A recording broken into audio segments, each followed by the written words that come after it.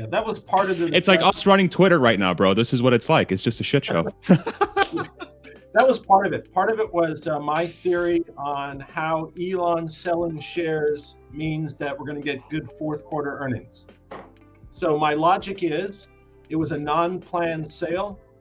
And if it's a non-planned sale and the stock price materially drops after the sale, that would make Elon at risk for insider trading. So to go against that risk, he must believe that the fourth quarter earnings are going to be good, because that would be the single biggest catalyst. If fourth quarter earnings were bad, then the stock would likely dump, and he would be exposing himself to risk. Therefore, since we're through about half of December, and they probably have projections of how the quarter's looking, he must know that the results in the fourth quarter are going to be at least as predicted, if nothing else. I think Brian had a different theory as to why he thought about the exercise of options. That's what he was talking about. And if you want to take it, Brian, go for it. Yeah. So, there's all kinds of reasons why, selling, obviously a lot for Twitter, but I also think that if he was doing kind of a 4D chess move, that he has the 304 million shares for the CEO 2018 package. So he has to execute those by 2028. So if I'm Elon, then I would want to do that over the next few months to because I got to raise $7 billion to exercise the options, and they got to pay taxes on those things. So it seems like tax-wise and other thing-wise that it would be his benefit to do it now, and somewhat even to our benefit, because if it was down the road, we have to sell more to pay the taxes on those things. So that's what I was thinking, that maybe if you beat the stock down now, do everything they had to do, rip the bandage off, and then set up to get $20 billion in cash, then you would have all the cash to exercise and do everything else you need post fact. And then his 304 million shares plus the 430 he has now after selling however many he did still end up with 20%. So it's the kind of thing where, in the overall grand scheme of things, sequencing that way might be beneficial.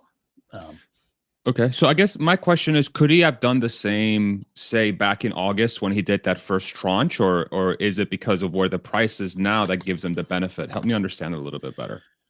I don't think it's the benefit is that if you exercise the options, there's some kind of like a tax situation where you'd have to pay taxes against it, and when you pay less taxes if the share price is lower, is my theory, that if the share price is lower, he pays less taxes on the overall transaction, is my theory. Okay, but gotcha. he definitely raised $7 billion to exercise. So if I'm going to raise $7 billion, I raise it beforehand, exercise, and then do it. Yeah. Hans or Noah, do you guys have any thoughts around that? I could take the counterpoint a little bit, but I'll preface that I know very little about finance, but I would guess though that Elon, that's a lower priority as far as taxes go. Like, frankly, I feel like he can care less about that, and it's more about like, I'm invested in Twitter, I'm going to make this happen. Like, if I'm selling shares, like, it's for a good reason, and it's that whole, Twitter's taking the priority right now, which comes back to the previous conversations on this channel of why people are getting frustrated. Okay. Yeah, my only comment would be if that's the reason that he's selling, I think that would potentially be really good. But if it's a margin call, I think that's the other question. Based on the complexity of his financial situation, this may be more related to just he was forced to sell shares to cover a margin call. So that's another possibility that's out there. But I certainly hope that it's the former rather than the latter. Yeah. So what's interesting about this discussion is I actually caught part of the All In podcast. I don't know if I know, Hans, you're a big fan. I don't know if the rest of the panel listens. Phenomenal podcast. My God, it's so good. I recommend everybody who's listening to this right now. I almost want you to leave and go listen to that podcast. Like, screw me, go listen to them. Okay. All In podcast. They're on YouTube. It's if you're not familiar, it's basically a roundtable of Chamath, Jason Calacanis, David Sachs, and Adam Friedberg. Did I get the last one right? Yeah. And they're basically, four David. That's right. And they're basically four billionaires, very successful entrepreneurs, business people, and they sit down every single week and they discuss the latest going on with politics, the business world. They talk about Elon and Twitter and Tesla quite a bit as of late, and I caught some of it this morning. And I think the way Chamath was sort of framing it is that it seems to have been related to some sort of personal financial situation as to why he's selling stock right now. So I think regardless of why he's selling, the thing that I think most people are very frustrated about, which I hear constantly in my comments, is that, bro, you're doing this while you're on Twitter and there's a lot of noise around this. You're doing this during a bear market, and it sucks so bad. How do you guys think about that? Because I think that's at the core of this, and I'm not saying it's right or wrong. Like I'm trying to remove the individual decision to do what every citizen has a right to do, which is sell shares, especially if you're doing so when you're legally bound that you can't sell shares as a public company and as an executive if you have material information that would otherwise say that your stock's going to perform worse in the future, which to me is a signal that says, hey, Q4 is going to be good. Q4 is going to be one good. It's going to be good. But put that aside. How do you guys navigate through this time, and what sort of like things you're thinking through in this very difficult time for the retail investor in Tesla? Well, how are you guys navigating through this? Well, I'll take it. First of all, the Twitter, I'd heard, by the way, as an alternative, the reason why he had sold the shares was he had a loan on the Twitter purchase that was at 11 3/4, and he was paying off that loan. And it wasn't a margin call, it was a payoff of the loan, because that 11 3/4 interest rate would be a killer. So that would help his personal financial position substantially. Whether that's true or not, I don't know. But what I will say as to the sale of stock, he has every right to sell the stock. That's clear. I think it becomes a little muddy if he's selling Tesla stock, which is a public company, to finance his private business Twitter. I mean, that's maybe arguably questionable. What the problem is him selling the Tesla stock in the public market. That is absolutely ridiculous. I can only imagine, he calls up his broker at Merrill Lynch. He says, sell 7 million shares. I think the Merrill Lynch broker might speak to his colleagues who might short the stock that day. And, as a result, every time because there's no reason, if he's selling 7 million shares and they're trading 85 million shares, that shouldn't kill the stock. But if everybody knows he's selling 7 million shares and they go short the crap out of the stock because it's public, that's why the stock's getting hammered. And there's no logical way, there's no logical reason for him to sell the stock the way he's doing it. And I know Gary Black has mentioned it multiple times. It just doesn't make any sense. I don't understand the logic, the benefit. I just don't understand it. Sorry to interrupt. So what? Maybe help us describe what's the alternative, because this is like I'm not financially savvy enough. Like I don't understand what the alternative is. Can you walk us through what the alternative would be? Yeah. He could do a private block trade, and it wouldn't be on the public market. He could trade it, in the dark pool. He could trade it so it doesn't impact the price. Number one, and two, so it's not public information, because all the brokers are going to trade on that information. I mean, we know that if the market opens up at 6:30 Pacific and it starts trading at 4 o'clock in the morning, they're trading at 4 o'clock in the morning. They know that already. So he could do it privately. He could still sell the shares, but it won't have the dynamic impact on the stock that way. Got it. Hans, I saw you come off mute. Go ahead. Yeah, I was just curious. I mean, from the panel, anyone here is, and even in the comments, like, is it possible that, or what do you think the likelihood is that Elon has like a moral objection for some reason to selling these shares in the private market, kind of in a block trade? away from the public markets rather than giving retail investors the opportunity to buy those shares off of him when he has to liquidate. Have we seen private block sales, in this $40 billion range? That's the sum of all he's been doing, right? It's about $40 billion at this point. So the question is, like, is there the liquidity, whatever, within these things to make that work? Is unclear to me. From my point of view, it's like, I didn't connect the dots beforehand. We gave certain clues about, don't be a margin to it, that some people think was this tell that he's going to do it if he had planned it earlier. I view it as, okay, it's beaten down. It may still be beaten down for another 3 months. Like maybe a good Q4 only partially stabilizes things, because at this point you have to kind of look at it in that whole, how much trailing PE compression do we see? Like, if we stayed at 50, then if we get 30% more 12 months trailing PE, we move up 30%, right? And go back to 200, something like that. But if we get a good 30% up number, adding up from the previous four quarters, like last Q4 2021 drops off, we had the good one, add about $1 of EPS. So we move up until there's trailing PE doesn't compress anymore. Value investors come in. But if we just drop from that, only helps us go down to 40 PE. We go from 50 to 40, and we're still floating around. I have the theory that through 2023, because we keep growing, because we keep doing performance, and I have reasons why it's going to like really, really good, that Gary Block says $26 billion of net income for 2023. I'm thinking more like 30 plus. But then you have the 40 PE, 1.2 trillion at the end in January 2024 when you do that kind of thing.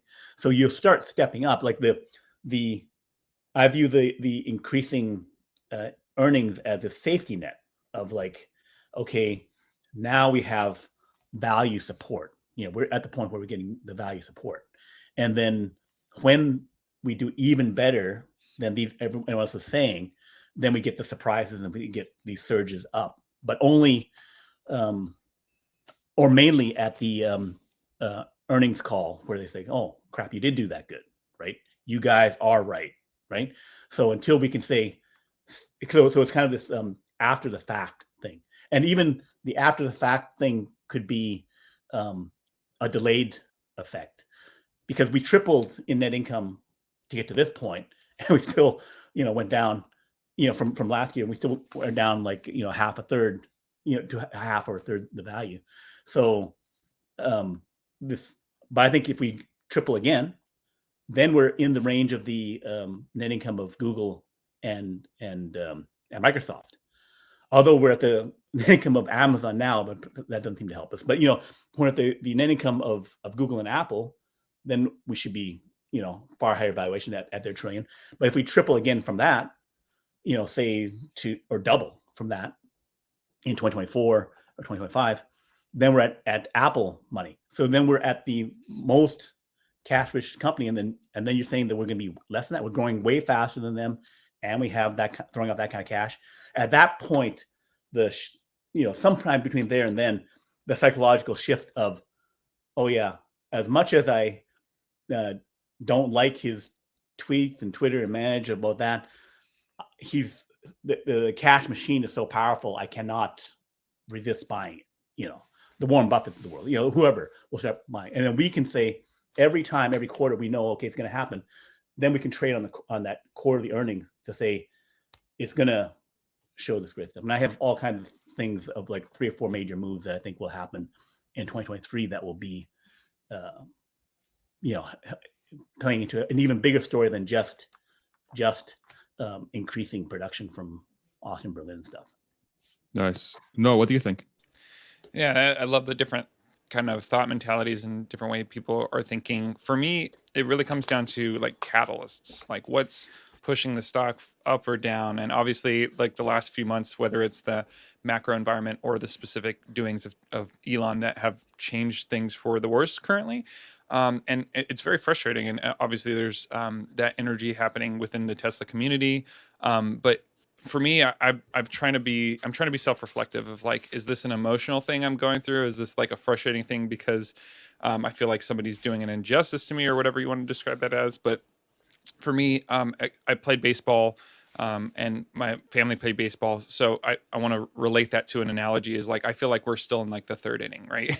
And even though like we're striking out right now, you know, balls have been thrown or whatever you want to use there, like I still feel like it's early in the game. And to me, that helps me reground and refocus of like, yes, these are all very frustrating things. Yes, I think mistakes are being made, but I'm not in it for the short term. And that's what I have to remind myself about, because I can get frustrated and we're all going to be affected by this in different ways. And that helps me like self-reflect on that. And also helps me think critically of like, how do I continue to get better and continue to not let this bother me as much? That's fantastic. Yeah, I think a lot of people are in your shoes, you know? Hans, go ahead. Yeah, I just want to take it back to something that you continually say, and I want to remind the audience that you need to learn, especially if you want to be an investor who is able to realize outsized gains. You absolutely 100%, no ifs, ands, or buts about it, have to be comfortable feeling uncomfortable. And that the investors who have been rewarded in Tesla that you admire, they had to, going back to Farzad's video this week, and also Gally, like they had to, and I would put myself in this camp. You know, I was an investor in the 2018, 2019 FUD years. So I don't go back all the way to 2012 or 2011. But it was a hard time to hold the stock and a hard time to own the stock. And there was a lot of research that we had to put in a lot of work. And so if you arrived at the stock in 2020, 2021, and it had already gone flying, and you thought you were going to make the same type of gains from there that people who held the stock when it was really difficult made, you're basically thinking that you're going to get something for nothing. And unfortunately, that's just an emotional trap that we're all susceptible to. And I really like the way that Dave thinks about this. You know, he basically, Dave Lee, he said he thinks about his portfolio. Basically, the actual value is about 30% of the mark that you see on the screen when he looks at it. He just discounts it in his mind. It's only worth, take 70% off of that. And that's essentially what we've seen here in this year, is that's how much the valuation has come down. And the reason for that is that, we were just in a crazy PE bubble. And now I think finally the bear case, in my mind, that made sense, that no one, this is the case that the bears did not make clearly, that now I can steel man in retrospect, that you really want to assign a PE to a company that is really, really safe. And they kept saying, 30 PE is too high, 40 PE is too high, 50 PE is too high, 100 PE is too high. And we're like, yeah, but look at the growth, look at the growth, look at the growth. Well, there is probably going to be, in the cycle of markets, there's going to be a market that comes around when, just because today we're comfortable with 100 PEs does not mean a year from now anyone is going to be comfortable with 100 PE. It might be 25, it might be 15, it might be 10, it might be 5. And so if you're making your purchase decisions based on, I can buy at 50, 75, 100 PE, and I can expect to make profit in the near term, you are leaving yourself very susceptible to that PE compression loss. And that's what we've seen. Whereas if you're much more disciplined in your value approach in the companies that you're willing to even consider, then, you hedge that downside a lot. Now, like we've talked about, the long-term future of Tesla is great, and no one executes like Elon executes. The product roadmap is still the most exciting product roadmap in tech business, period. And so easily, if you feel like, oh man, I made the mistake, I overpaid for Tesla, as long as you can sit on your butt and not sell it for the next 5 years, in hindsight, it will be a minor mistake that you're like, yeah, I probably should have been a little bit more disciplined in my cash deployment strategy, but overall, it still worked out great.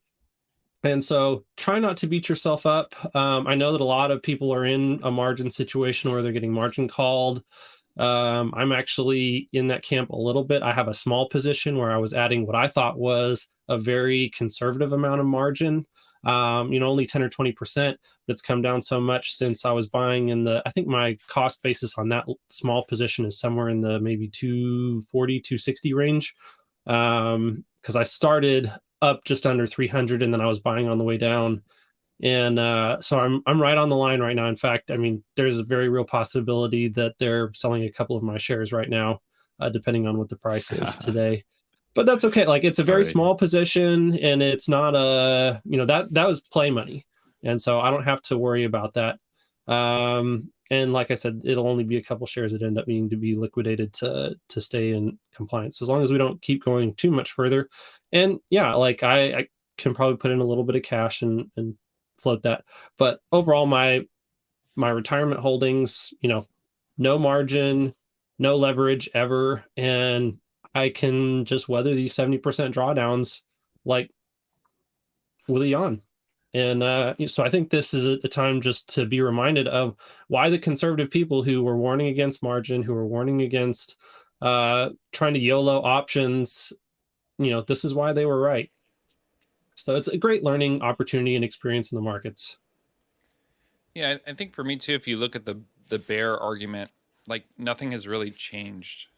I mean, Twitter, yes, there's some small things that make a difference, but like, is Tesla delivering less cars? Are they making less cars? Are Berlin and Texas ramping? Yeah, of course they are. Like there are still positives there. And yeah, even though right now it may look like it's not working out currently, and the Bears are celebrating. Like I think it's just a matter of time before we get the turnaround. What I was going to say is I think it's just purely psychological in this respect. Is people feel trapped because they lose control, because they don't have an ability to opt out. I mean, I'm long. So I bought this morning, and I was thinking about buying while we're on stream. I'm going to buy Hans's shares if we're sitting here. It was you. Yeah, but I'm not selling. So I'm looking, literally, my time frame is I'm looking at 2033. That's my time frame. But I don't like the fact that I'm so underwater that I can't sell the shares if like some emergency came up or something like that. And losing that control makes most people really uncomfortable and really unhappy. And that's just strictly a human emotion. So I think notwithstanding whatever the fundamentals are, and that long term, it's great. In the short term, we all feel like we're kind of stuck, and that's not fun. Yeah. Go ahead, Noah. No, yeah, I for the first time looked at my portfolio this morning and saw a negative net worth, or negative total investment. Right, so I was usually positive in my investments, and now I'm negative, and I feel like we're developing callus on our hands. Like it's just part of the investing journey and part of the thing. Like you can't have the good times without the bad, for sure. For me, it's also like I had a friend who's a ex fund manager. And so he has some detailed financial models and stuff like that. And he told me back in like April or May or something like that, March, something like that, even before the COVID shutdown and other stuff like that, he said that the macro thing was flashing this monster sell signal. So he had the information saying that this whole macro environment thing was going to go to total crap, right? So he told me to sell that. Well, at $1,000, $900 before we did a split. And yeah, it can go down. I can see that. Yeah, it can go down. But I was thinking, like 700, and then things would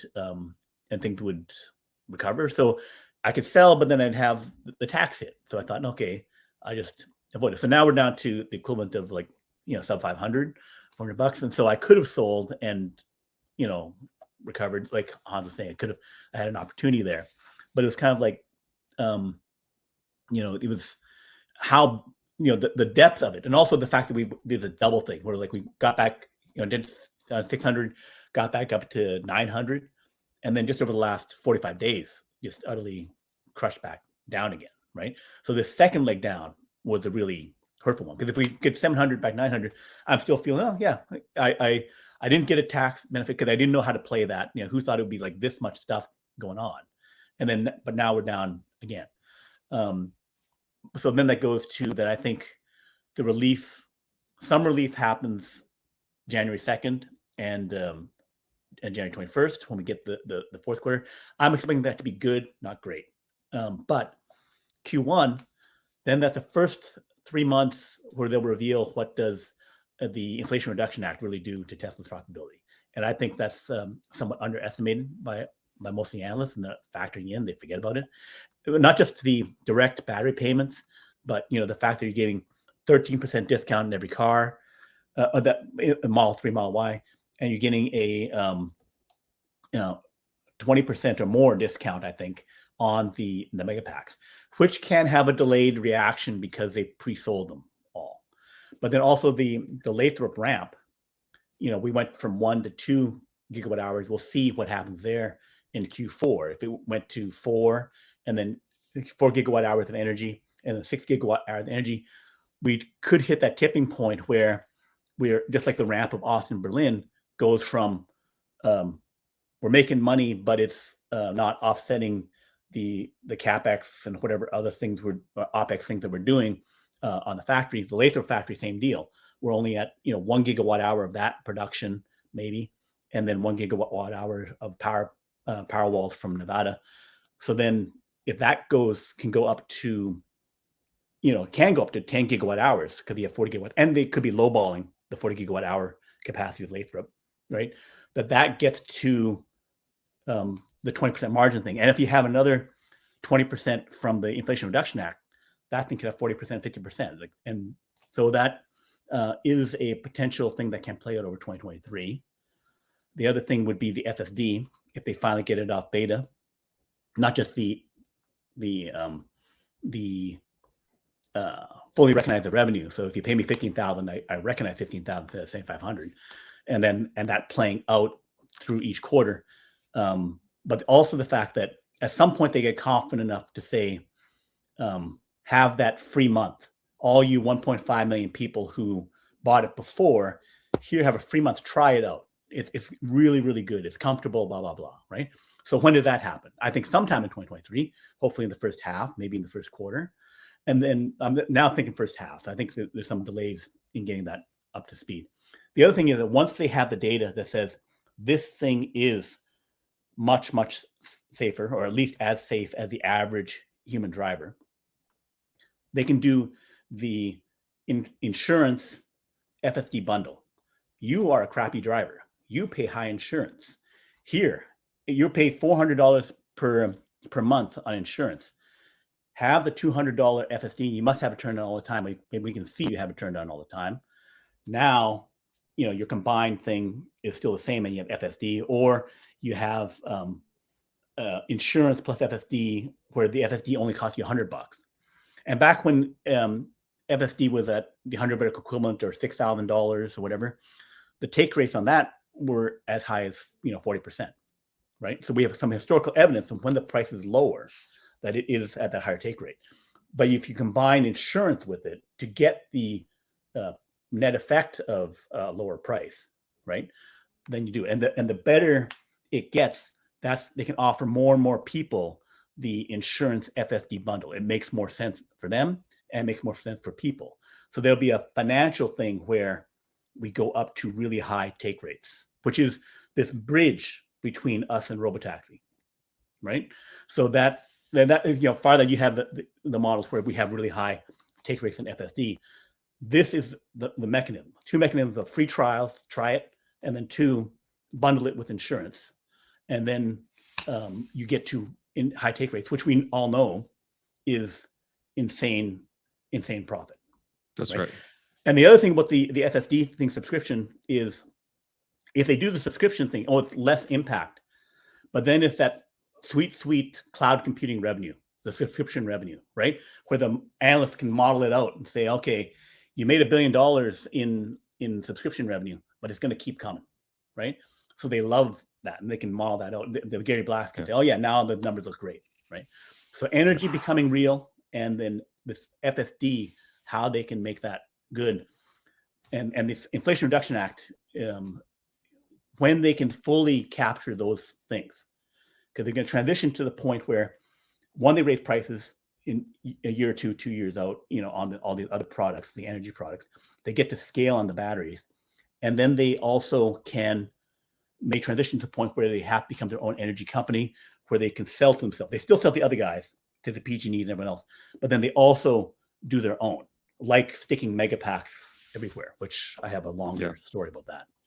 Yeah. So I think what you did a phenomenal job just now, Brian, is outlining a very clear path for Tesla as a company to be almost a no-brainer investing opportunity, especially at these levels, right? I think you've done an excellent job at outlining that.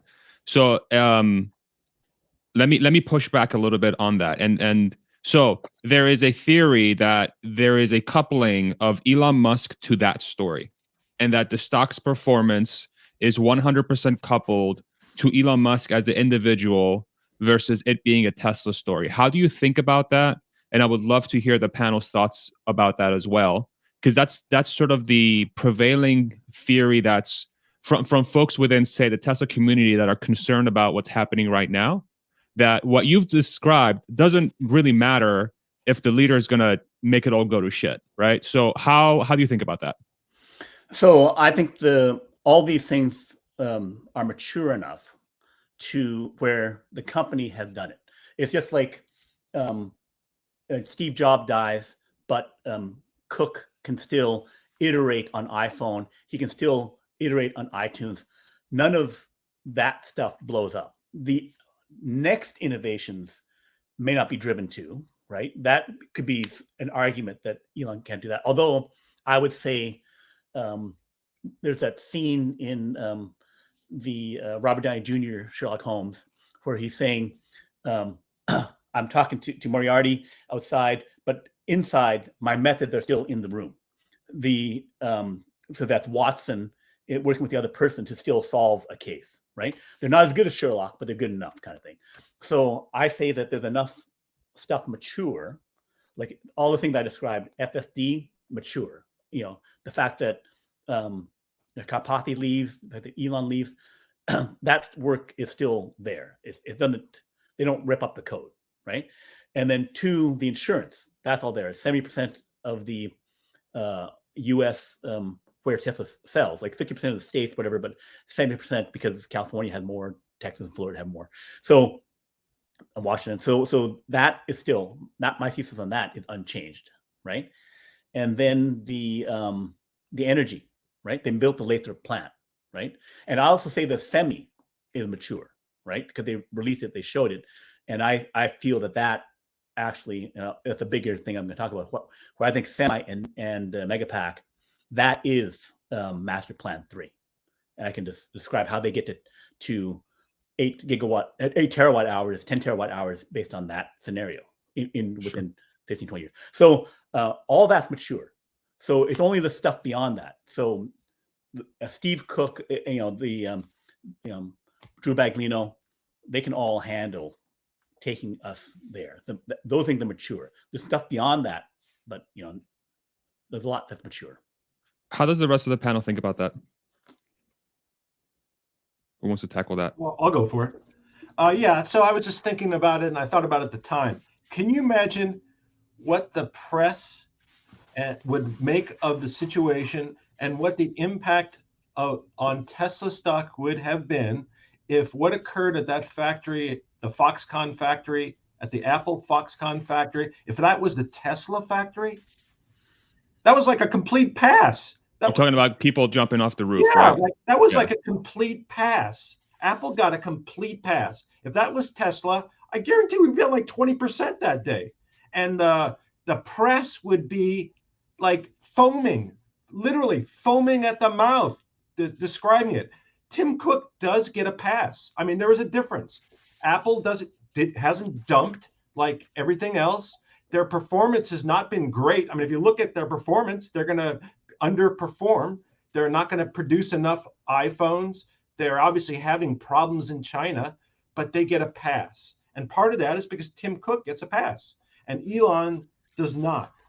And I think, in my mind, unfortunately, and it may change because, this is all dynamic. And so he's in the shithouse right now. But a year from now, he might be the star because he develops something that gets rid of smog or something. But for now, he's in the crapper. And I think ultimately what has to happen is, again, Tesla has to reestablish its own brand independent of Elon. And it's got to be based on the products. And it's obviously, to me, this is like the most obvious thing. Clearly, the Cybertruck is the game changer because that takes the focus off of Elon. It puts it directly on Tesla, and it's a remarkable product, and it's going to get immense attention. And I think that's the ultimate game changer. Hans? Yeah, I think that Warren Buffett's quote about in the long term, the stock market is a weighing machine, and in the short term, it's an opinion machine or a voting machine. I like that quote, but I kind of think about it in a little bit less black and white way, that there's a large portion of the stock price in the short term that is just based on sentiment. And then over the long term, the majority of the stock price is going to be based on execution. But it's a spectrum, and it's never 100% sentiment or 100% execution. And you can have such bad you can have sentiment so bad that it actually is a negative contribution to your stock price over whatever time frame that you want to look at. So yeah, I think in the long run, I think all of that execution, just like Brian was saying, there's so much that's baked in that's solid. Like, we're not going to see the only current hit to Tesla stock that is not on a fundamentals of the execution company, or the fundamentals of the execution of the company right now, is just the demand question that's out there. And I think that in a world where we're heading into, as Brian mentioned, the IRA, basically demand has been by the government backstop, just like they backstopped the economy in COVID. The government has backstopped demand for EVs for the foreseeable future to such a degree that these demand questions are absolutely irrelevant. Tesla can more than manage around whatever markets are hot, whatever markets are cold, to produce a significant, basically the maximum number of EVs that they can produce to accelerate the advent of sustainable transportation. And so if demand is the reason that you believe that Tesla's future is less secure now than before, well, take that off the table. So that means there are no fundamental risks to the business of Tesla that should give you question about the long term. So if your investment horizon is over the long term and you don't have to sell while sentiment is negative and holding down the stock price, then you can have faith that just continue to watch the execution. They're moving forward. I expect to see pretty good Q4, and it may not be stellar, but it'll be stellar compared to all of the competition. GM's not going to grow deliveries or profits. Ford's not going to do that. And so, if you look at what else is out there, this is still the only opportunity like it. Yeah. Shout out to we just broke 1,000 live viewers. Thank you all very much for joining us. Very open, honest debate, and this is why I love having these on Fridays with the community. Thank you all very much for a producer wife. Thank you, producer wife, with your amazing production skills of clicking the mouse. Love you. Noah, go ahead. Thanks. Yeah, I think that it is true, or there is some truth in the thought of like Tesla is ultimately rooted in Elon. And so when people think of Tesla, they think of Elon, which could be a good thing, but I'm probably going to say something controversial, which I love. Not really, but the thought is like, it feels really good.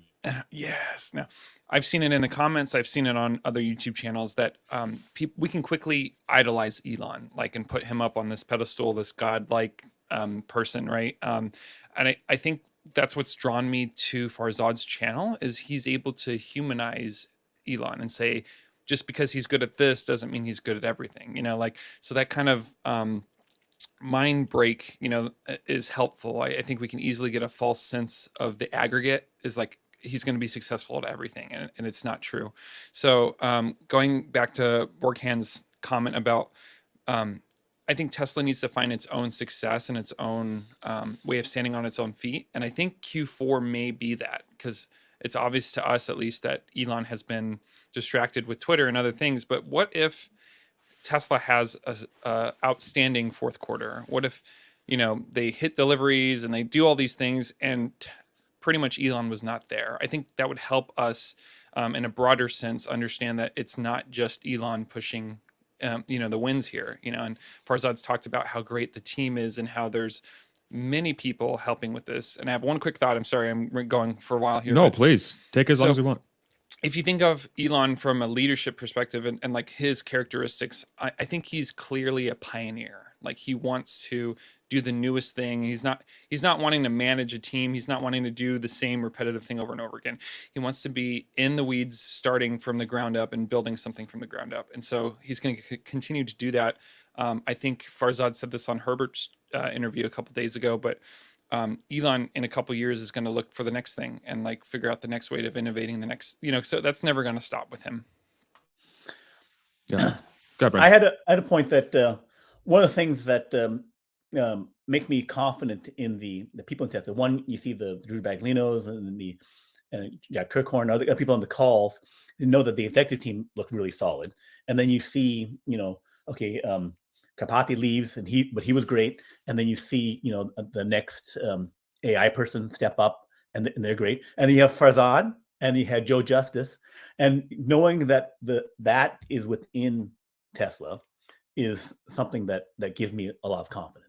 And also the fact that you see the teardowns from Sandy Munro, right? And he's talking about all these they took out this switch, they redid this HVAC and this stuff. That's not, Elon isn't a superhuman redoing all that stuff. That's the team that's doing that stuff, right? The fact that you have that team, which is far stronger than the Toyota production methods. Like before, pre-Tesla, that was the gold standard.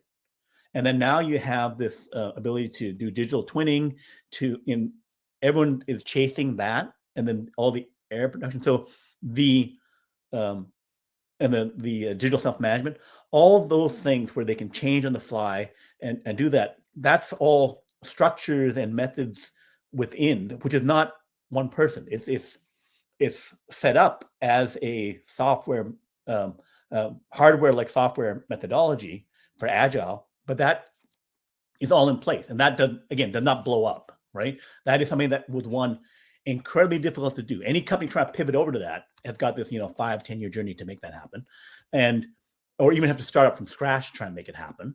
And the speed of that execution, that manufacturing and whatever excellence is all there. Nothing to do at this point with Elon. Elon leaves, that's still there. I guess in theory, over time, somehow he's the North Star that keeps that on track. But I don't think so. Like, if you've executed on that for that many years, Farzad, you can talk to that. Yeah, I think the way I view it, and I'll throw it over to Rob, which I think I just noticed those are your initials, and that's why you use that potentially. So I'm like, okay, I get it.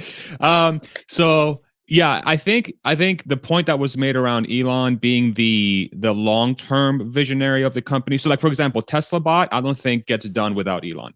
I just don't think so, because it's way too ambitious. It's way too batshit crazy. It's going to require a lot of ingenuity and skills that Elon brings to the table. Absolutely. And I want to be 100% clear in this, and I know everybody in this panel agrees with this, but just in case folks are not hearing it, we're not saying, and correct me if I'm wrong, we're not saying get rid of Elon for Tesla. That's not at all what we're saying, right? Not at all. And I see a lot of head shakes. Exactly. There is a lot of things that Elon does brilliantly and extremely well, and he has a very great core set of strengths. And I would argue some of them overlap more than people think, but he's not perfect. And I think idolizing him in that respect is hurtful for people to be able to think clearly during tumultuous times. And so I think that's the overall message here that has to be taken away. But as far as him being a long-term impact for Tesla, I think it's 100% accurate. So Tesla bought, but the completion of FSD, I think it gets there without Elon. The complete 20 million cars per year, 100% gets there without Elon. The ramp of energy, 100% gets there without Elon. And these are multi-trillion-dollar opportunities.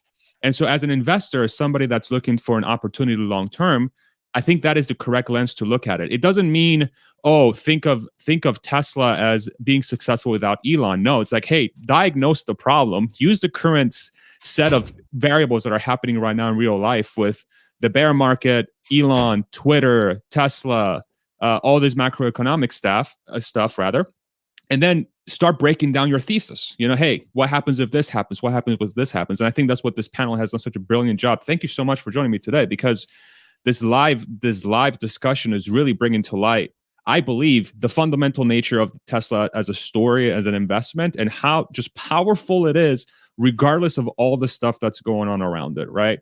But I do think Tesla bought in long term. Elon is important, but even without that vision, I just have a hard time finding anything else that's nearly as exciting as Tesla is. So, Noah, go ahead. Yeah, I think the visionary perspective is crucial for Elon, and he's just a starter. He wants to get the thing up from the ground up, and a lot of entrepreneurs are like that. They want to start from zero and work their way up. And once it has momentum, like Farzad just named a bunch of projects that already have that momentum and that trajectory, then Elon doesn't need to babysit that anymore. Like, he hands it off to the capable team that runs with it, and he moves on to the next thing. And I had an interesting experience over about the past 10 days, which kind of gave me a different view of how other people see Elon. So I've been involved. There's a company called Meta Materials, which spun off some stock, a preferred stock, which was shorted, and there's a dispute. It's like an AMC GME situation. And it coincides with the SEC just made some new changes in regulations, which might correlate to that. But this is like 65,000 shareholders. And I've been amongst them, and maybe 10,000 of them. And they look to Elon, and none of them are Tesla bulls, by the way.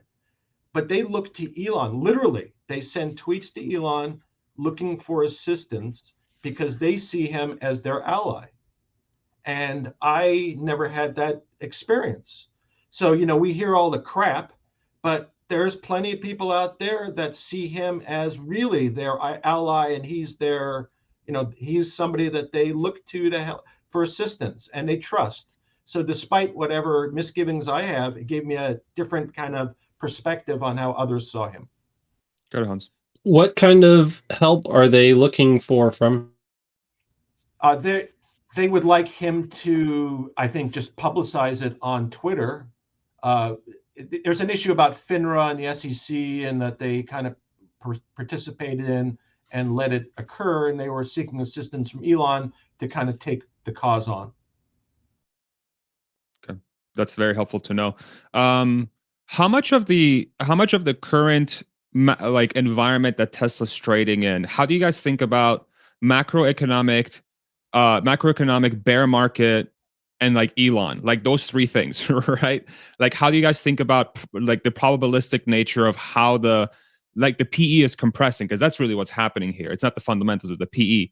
How do you guys think about that? How you're navigating through that? I would love to hear the panel's thoughts on this, in the short term, at least. I think Sandy Monroe had a really great quote of like, everything comes down to a math problem. And I think you just explained the three variables, or at least three of the variables that I think make up this current market condition. Yeah. I don't know. We spent maybe the first 50 minutes talking through it, but yeah. So I think that was just a redundant question. Why are you letting me talk? Even you guys have been doing such a good job. I think it wasn't redundant. I thought it was a brilliant question. But I was going to say is I think in the current time, macro is realistically 90%, because I think all the Elon stuff goes away if the macro goes away. So again, and we've had discussions about this. If the stock price is $500, we're not bitching about Elon. He can do whatever he wants. We're not bitching. He's our hero. But if the stock price is $1.50, he can't do right. So I think current time frame, all stocks are doing terrible. So macro dominates, and we emphasize Elon.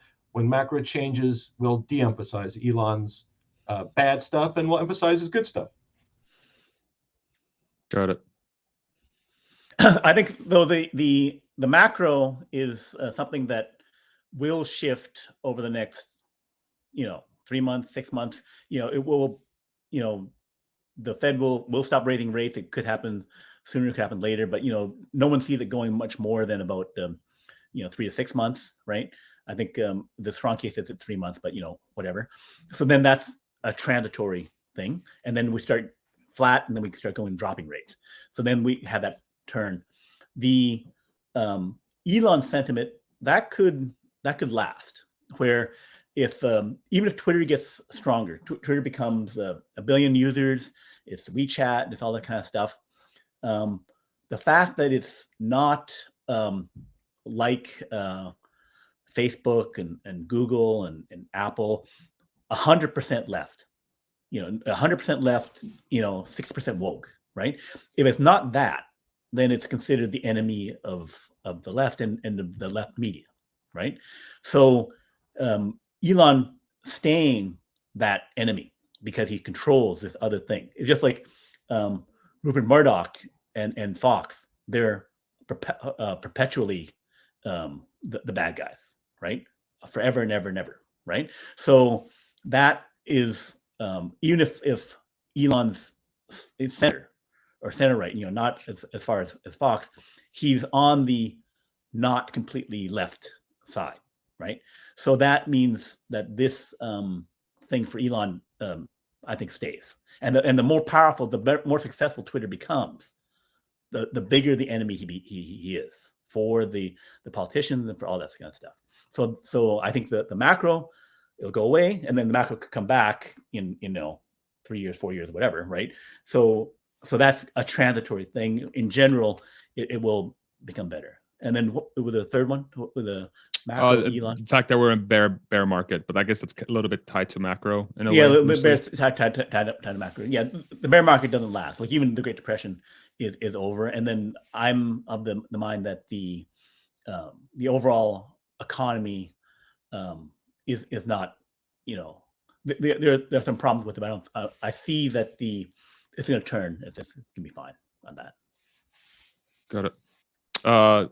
Hans, go ahead. Any thoughts there? You made it. Yeah, I don't think I really have anything to add to that. That's pretty much how I see it. Brian's pretty much in my head today.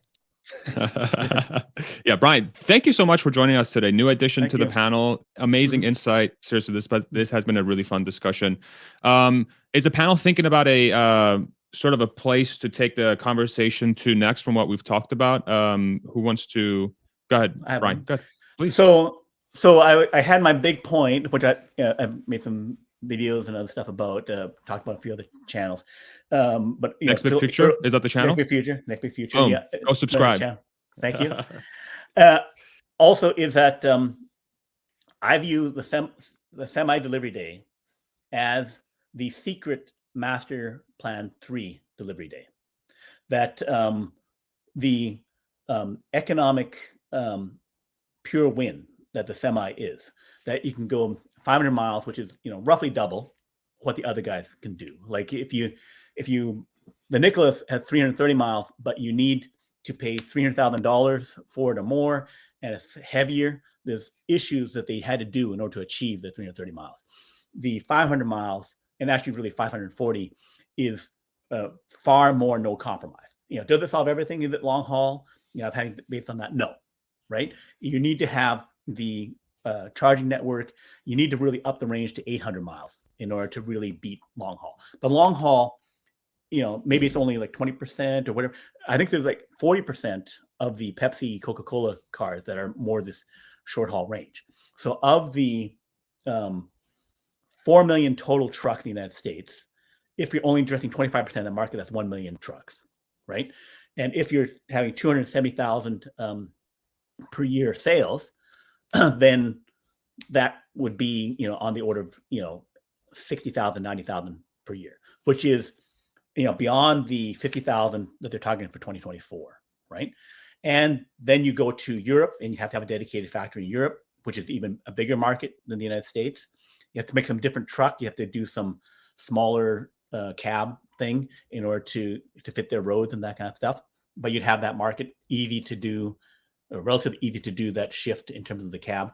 And then Asia is the biggest at 4 times bigger than Europe and the United States combined, because China is the factory of the world, and that's there.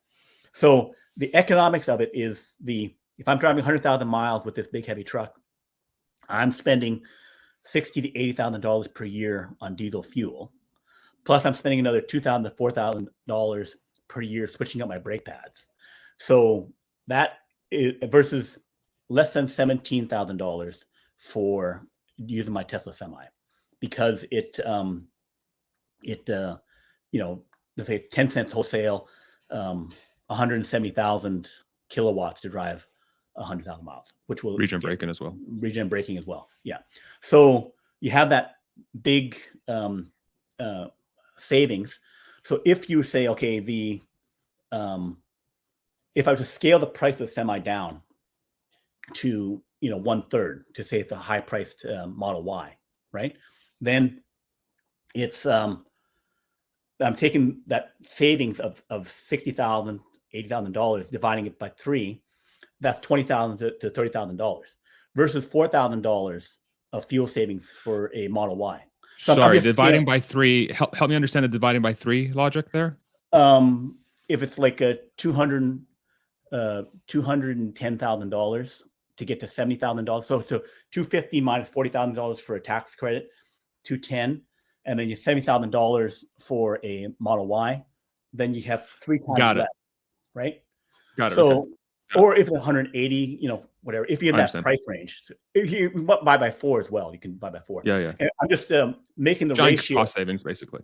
Right. The ratio is, instead of saving the equivalent of $4,000 per year, I'm saving like $20,000, maybe $30,000 per year, because it's so much better. So I view that as a financial signal that says this is 4 times, 5 times, 6 times better, even close to 8 times better of a financial deal than if you thought Model Y was good, right? Then this is 4 to 8 times better, right?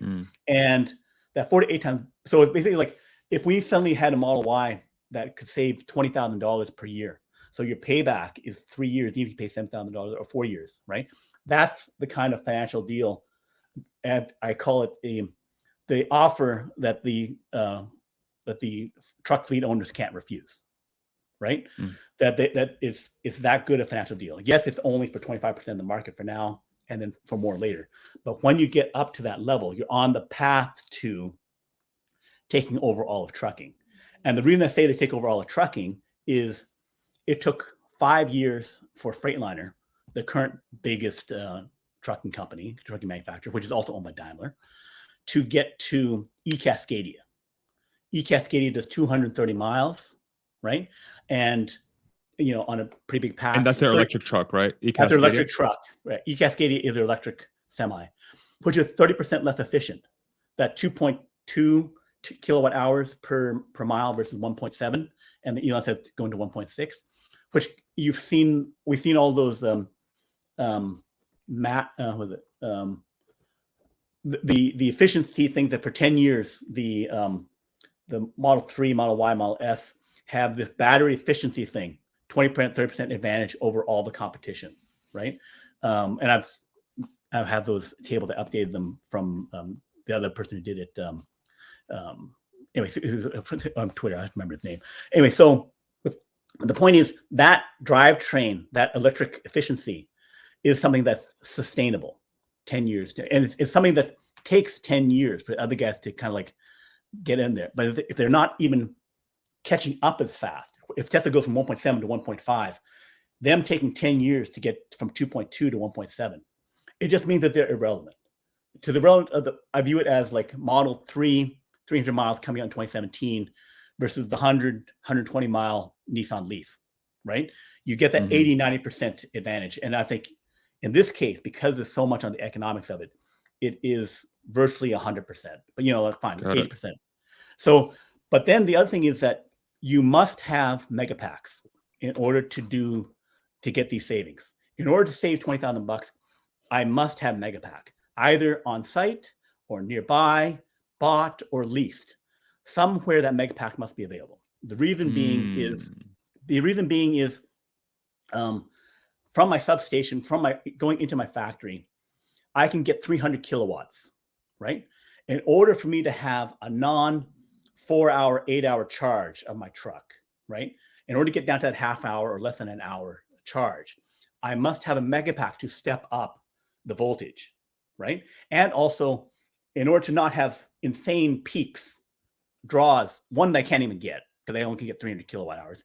Two, that if I could draw it, the utilities would say, what the F are you doing, right? You can't do that. And they're going to charge you more for the energy, right?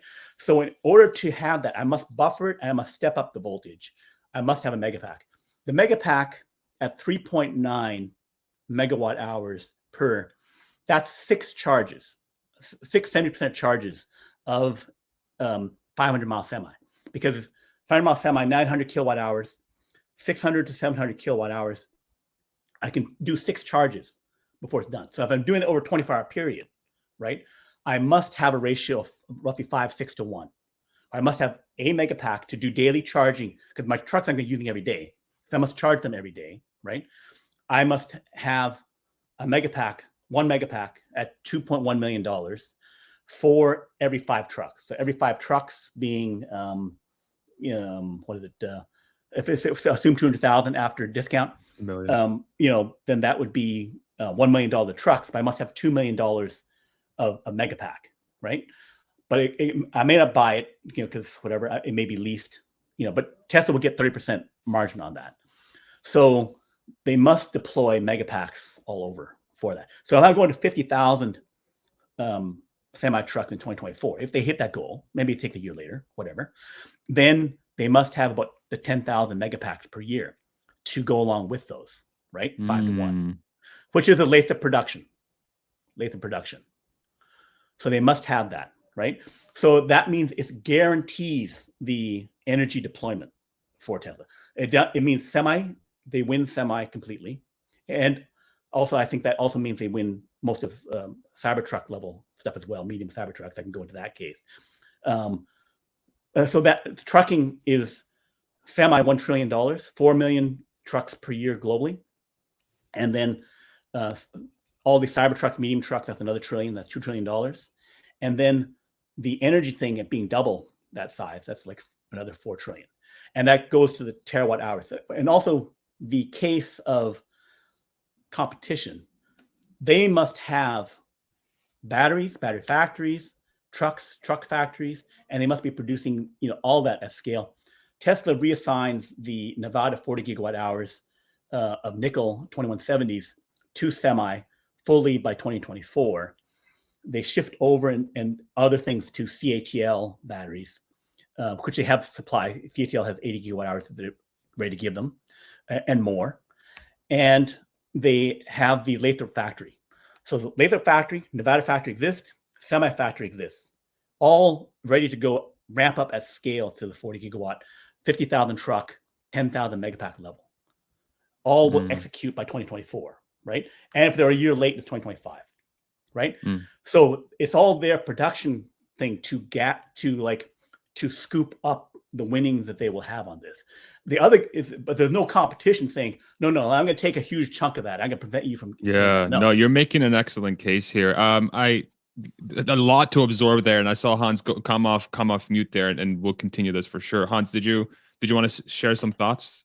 Yeah, I just want to make sure people. Well, so the thing I came off mute for was a little bit separate point, and I'll bring that back in just a second. But just to drive the point home, what he's saying is we talked about one semi being 13 Model Ys worth of batteries, roughly, maybe a little bit less, because I think it ended up, instead of being 1 megawatt hour estimates, or that it's like 900 kilowatt hours. And so, okay, maybe that's 12. Yeah, but if you need basically the equivalent, I mean, the shortcut in math is you need as much battery in your Megapack as you have in your truck to be able to charge it every day. And so you double the total cell output that you need in order to build out the infrastructure necessary to actually operate those trucks. And so now instead of 12 Model Ys, you're talking about 24 Model Ys. Okay, so if you multiply the 50,000 trucks in 2024 number by 24, somebody help me do easy math. What is that? 50 times 24? 1.2 million? Sure, 50 Yeah, so times that's 24. 1.2. Yeah, 1.2 million worth of Model Ys that they want to tie up in cell production in 2024. So that means that they're pretty confident about their ability to scale. And yeah, so and then taking this back to, okay, batteries are the limiting factor on the ability of auto manufacturers to convert their fleets to EV. And what Tesla just said is, so people, I'm going to butcher this. There's somebody, I think it was the soft soap guy, who he created the soft soap brand, and he basically cock blocked the entire soap industry by literally buying up every little soap pump that existed for like years and years and years. And so it's like his product was not differentiable. Anyone could have come along and made soap, but he was able to achieve incredible pricing power in the marketplace because he prevented any competitor from ever being able to come into his market and produce something that was equivalent because they couldn't get the pumps. And so what Tesla's telling you right now is this is what we are doing with batteries, that we are going to buy basically every battery, we're going to make every battery we can make, and we're going to buy every battery on the open market that we can buy to continue to scale production. And and then we're going to do whatever we need to do in mining. They've said that openly now. If they have to get into mining, they will get into mining, which means, yes, they're getting into mining, and there's already plans to get into mining to make sure that they are not constrained by lithium itself. And so this just goes back to the fundamentals case that the batteries are the core physical component that's going to constrain the growth of our transition to sustainable energy. Tesla owns and will continue to own that, and they will figure out ways to profit from it at a rate that just dwarfs any other potential possible competitor. Competition is coming. Yeah, not likely. But the one thing that I will go back and give the devil his due on semi specifically is that a lot of people have rightly criticized the mega or the warranty on the semi. I think goes out to 150,000 miles, which is pretty lame. Real world data, if they expect those batteries to be able to do 1,500, and it's only 70% degradation that they're guaranteeing at that 150,000 mile length. And, that's 3 years worth of use on an average truck. If you have to replace a battery at 150,000 miles, it absolutely destroys the profitability models for semis. Now, the flip side of that is, we've got a lot of real world data. The semi uses basically the same pack architecture and technology that we see in the 3s and Ys using 2170 batteries. It's a proven architecture, and it gets a lot better than that. And so, even if you only give the range, if you say 350 miles is what you're using on average in the range of your pack, and you multiply that by the 1,500 cycles, you're still up over 500,000 miles. So real world should be much, much, much better than that warranty. But, that's a lame warranty. And it would give me a little bit of pause as a fleet operator to say, I can just go all in on this with full confidence, because if I don't know what my battery replacement cost is going to be, that makes it a little bit harder for me to justify the math. And especially then if you add in, okay, not only that, but I also have to cover the overhead of installing my mega packs. Yeah, no, those are excellent points. Let's go ahead and bring in Ishan here to the panel, and then hi Ishan, how you doing? And then Noah, I saw you come off mute as well. So if you want to go, then we'll go Ra and then Ishan. Yeah, I was curious if this probably is more of a limiting factor, shout out Jordan. Yes, shout out Jordan Gisagi.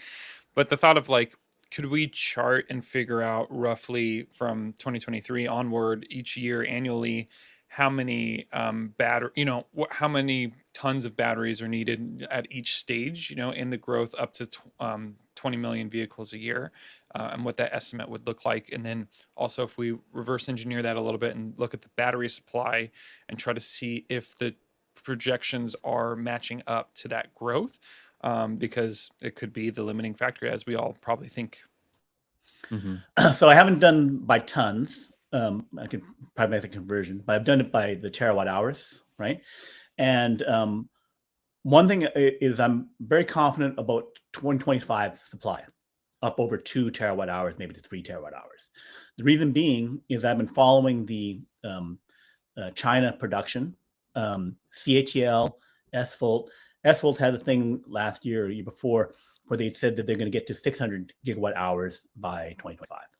So, and then there's 6 other major Chinese companies, CABL, BYD, etc.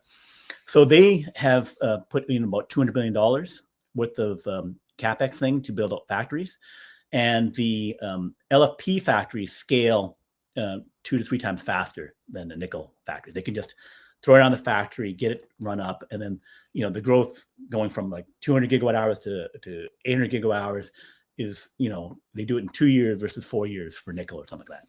So they've already spent the money. They're building the factories. We went from 300 gigawatt hours to 600 gigawatt hours today, this year. So we're roughly doubling. So 300, 600, 1.2 could be get to 2 in 2024. But maybe it takes to 2025. And then there's similarly a fair number of 100 gigawatt hour things over in Europe. US now with IRA is going to get to 1 terawatt fairly quickly. Whether that happens in 2025 or 2026 is unclear. But 3 terawatt hours seems pretty solid for 2025. So then the regular cars, if it, whatever more positive scenario, they get to 40 million total, right? And 10 million of those would be tiny battery packs with the Chinese cars. Then you're looking at 1 terawatt hour for cars. Maybe if you go to 1.5, if you have some Cybertruck scenario. So then you have this 1 terawatt hour sitting there for energy and for semis and stuff like that, right? I don't think there's a shortage of the batteries there. There's a how fast can you ramp the factories thing, even for Tesla.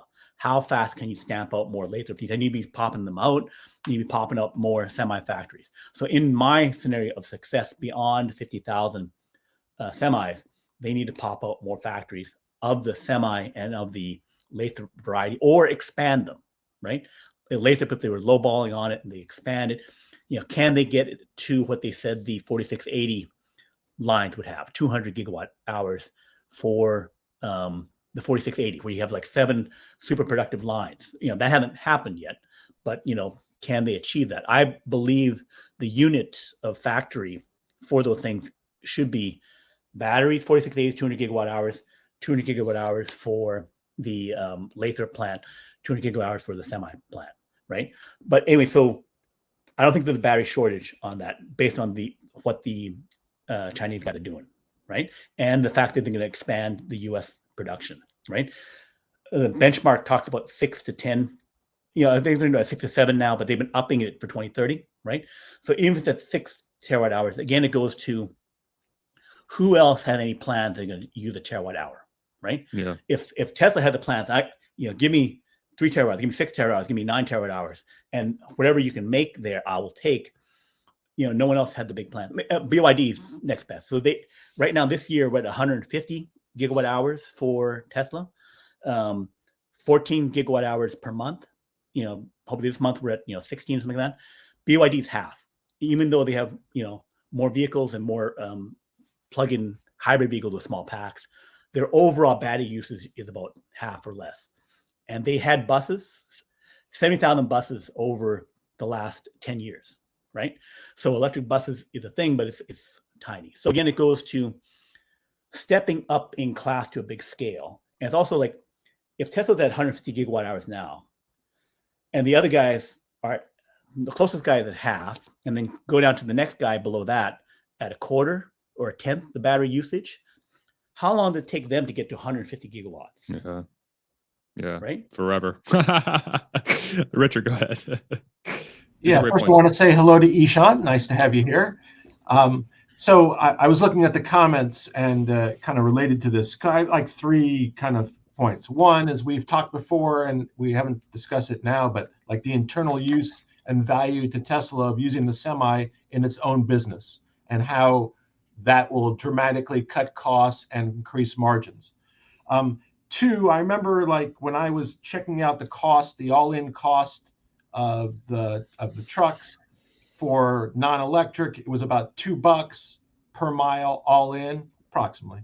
And I think Elon predicted it was going to be $1.25, at least starting off for the electric, before you started to kind of reduce costs. So that's a significant cost savings. And 3, and this is part I saw in the chat, and I saw yesterday there was a rumor about a gigaplant being built in Nuevo León in Mexico. And so in the chat, they were suggesting that that's maybe where the Semi is going to be mass produced, in that plant in Mexico. Okay. Yeah. Go ahead, Brian.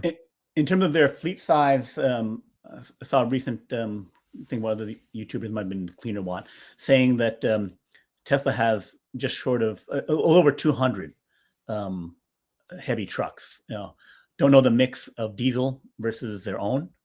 But if let's just ballpark and say that their full need at 1.5 million cars is 300 semis. Then if you scale up 10 times to 15 million cars, then you'd have a demand for 3,000 semis for internal use. And then if you add, double or triple for energy and for other things, then you can get to, a case for 9,000 semis needed. However, for my scenario where I make projections and I adapted Farzad's spreadsheet on that. Oh God. What a mistake that was. I'm kidding. Yeah. That in the 2026, 2027 years, that if they scale Semi the way they think they scale Semi, up to 400,000, up to 2 million, whatever, where they totally own that market and convert the world to it. And you have the megafacts going along with that, it could really be the Starlink situation where the other guys, the other customers can't keep up. They'll still sell to other customers, but they need to step up and be their own energy company, be their own truck company. Particularly because PG&E says we'll put 6 gigawatt hours of fixed storage by 2030, right? That's way too slow for the multi-terawatt scenarios that Elon's talked about, and what I think is going to happen, right? So then that means that Tesla throwing off all this cash is the one that's going to be putting it in, and also scooping up the tax credits on that. So yeah, I think they have to.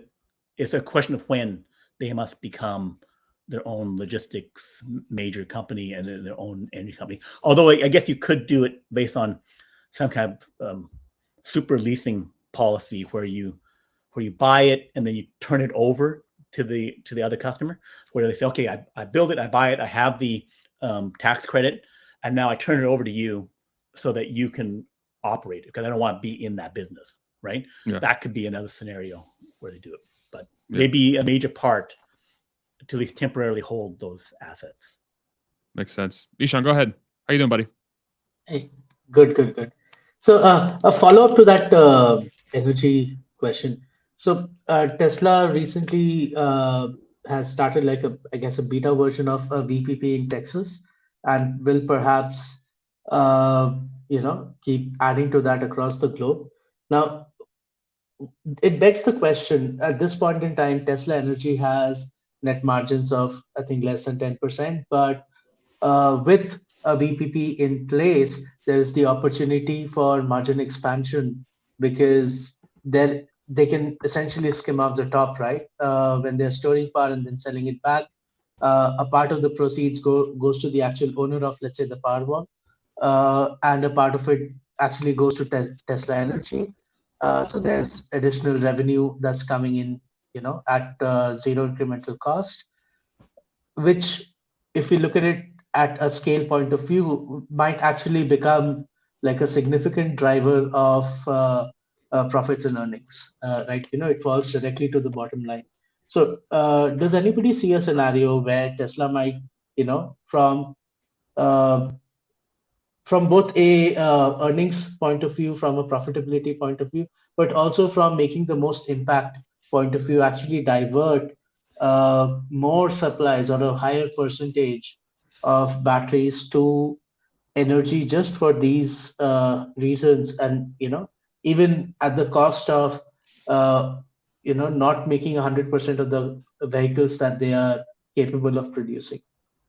Um, if it's to let's say reduce dependence on coal, which is probably the dirtiest source of energy that we have, or reduce dependence on natural gas, where a lot of wells that give us natural gas, they're essentially spewing methane into the environment, and that's probably the second dirtiest. And also have like a say aim of zero peaker plants in the US, sort of a goal or a vision. So do you see at some point energy becoming a more important driver of this move towards sustainability than vehicles in the near future? And by that I mean 23 and 24. What do you think about that, Brian? I don't see that in 23, 24. One, I have my scenario where there's abundance of batteries. So they, especially if they ramp 4680, so I don't think they need to do that kind of choice thing. I do say, though, that the solar build out is also part of the semi megapack bundle.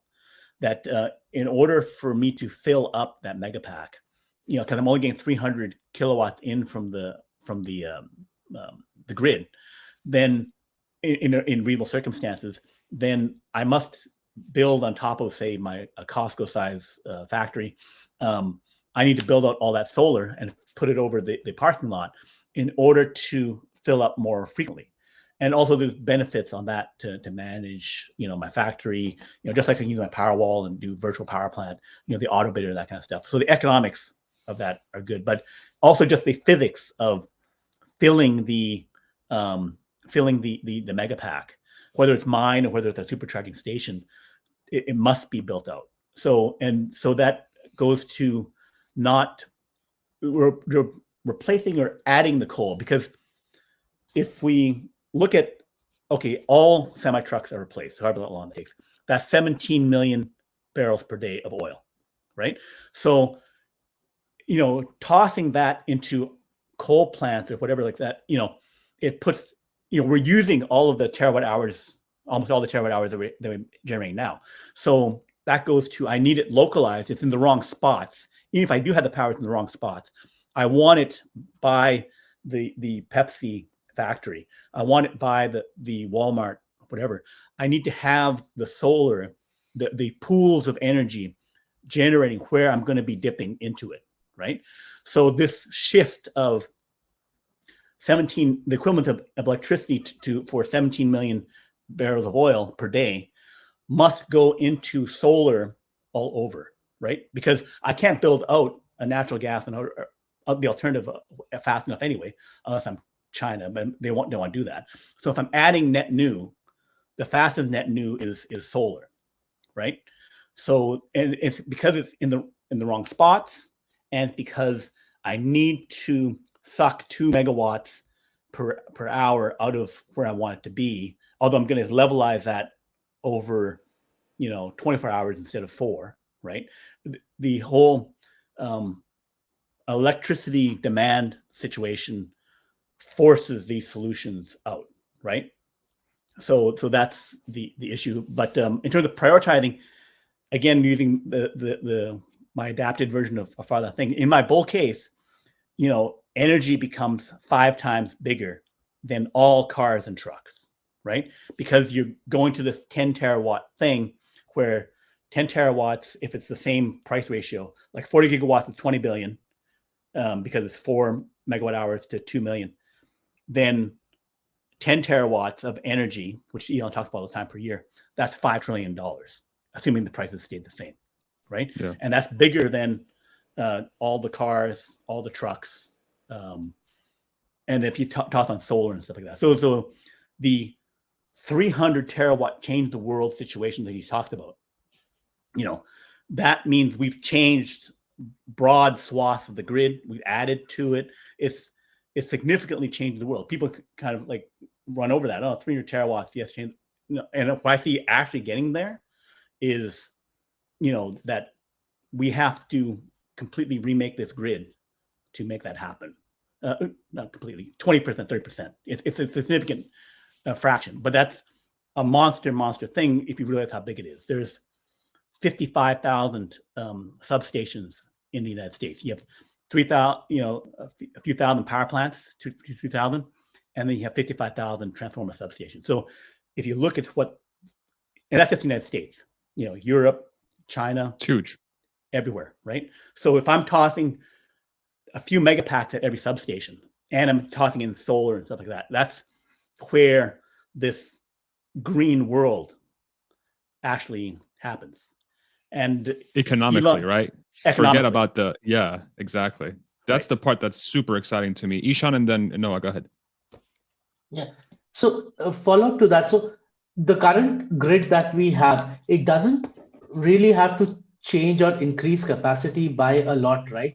Because what we are basically doing is, while we are increasing our want for energy or the demand for energy, we are also creating these localized pools of energy, like you said. And the central large pools of energy generation is just an add-on, or it's like a additional delta to what these localized pools of energy already have, just to either cut the peaks or to provide like a constant stream that increases the baseline. So my theory would be that we don't really have to increase the capacity of the grids to the extent that some of us might be thinking, specifically because we are generating at location.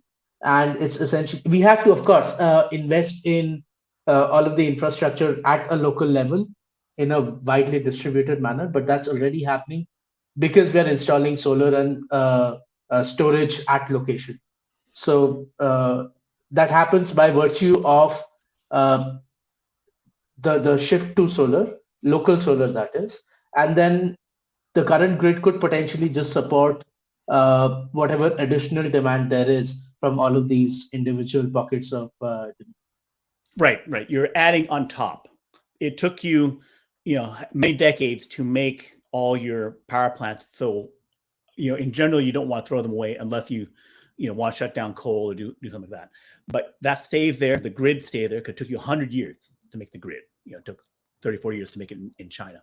So those things take a long time to make. So you're adding on top this battery and solar in localized parts in the new places to do that. And it's more, you're shifting that 17 million barrels of oil per day into solar electric battery, right? Because that's the transition that you want to have. Although some of it can be coming from other power, existing places, something like that. But broadly speaking, that's the transition that's happening. No, go ahead. Oh yeah, so I was just going to kind of summarize. So like, it seems like there's two perspectives. One of them is like, as renewables grow, they won't, at first at least, won't be replacing coal, but over time, obviously it will. And then the other thought is like, the growth of the grid doesn't need to, Ishan's point, the growth of the grid may not outpace the supply of new renewables. So then the opposite will happen, whereas like coal diminishes as renewables increases. So I guess it's the two fundamental questions are, do we think the grid power needs to increase over time? I think it will and needs to. And then will renewables outpace the supply of that growth? That's to be determined. Yeah. So there's a quick Ben. point on that is that so the coal is still being added globally. Like China's still adding coal. Germany still went back to coal, right? So there is still this shift toward that. They have added, lots of wind and solar, more wind in the United States than solar at this point, like about 2 to 1, right? So if we're adding, have 300, I think I get in that number. Like I think we're up to a terawatt hour of solar and wind globally. A terawatt of generation, and then whatever. Anyway, so the there is actually a I think 90 some terawatts of generation of solar and wind in Texas. And they'd have to do stuff like, because it's generated at the wrong time, they have to curtail or waste like 5%, where basically shut down, don't generate because they're going to overload the grid. So there's a backlog demand to get more batteries and other storage to hold that power, to firm it up and to get it, instead of generating from 10 a.m. to 4 p.m. when the sun is shining, I'm going to go to that high peak time from 6 to 9. So there is this pent up demand to get the grid batteried out to resolve the situations. And then we toss on this semi-storage world where we're adding more solar. But it doesn't move the needle that hugely until you get to, 10 million, 20 million cars, 1 million trucks per year, getting up to 10 million, 20 million. You have to get to really big numbers before the transformation really happens. Got it. Let's do Hans, then Richard, and then I want to share a couple thoughts because this conversation has been very enlightening for me. And then if we can, let's do a Q&A session at the end with the comments. You guys okay with that? You guys comfortable with that? Yes, no, it's cool. So if you do have questions, drop a question in the comment section with a question before we pull it up. Producer wife will only pull up the best, only the best. Hans, Richard, I'll give some thoughts, and then we can sort of start going into Q&A. Go ahead. Yeah, I definitely subscribe to the camp that says we really need to increase overall energy output, just because that's a huge component of alleviating poverty. And so, areas where we've seen poverty massively reduced over the past 10 years, part of what's been happening there is also access to energy has gotten a lot cheaper for that segment of the population.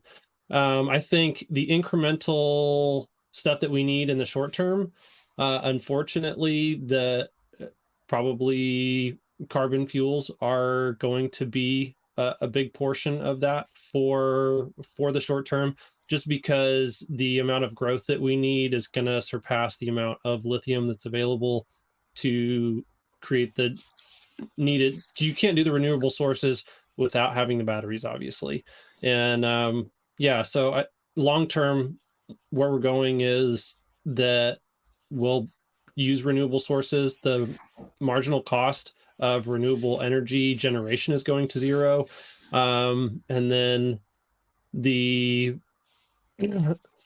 transmission is a huge cost. And so, if you can subsidize, it does make a lot of sense at the for a person, it may not make a whole lot of sense financially for you to install solar on your house and get a power pack or power wall for your house and do all that stuff.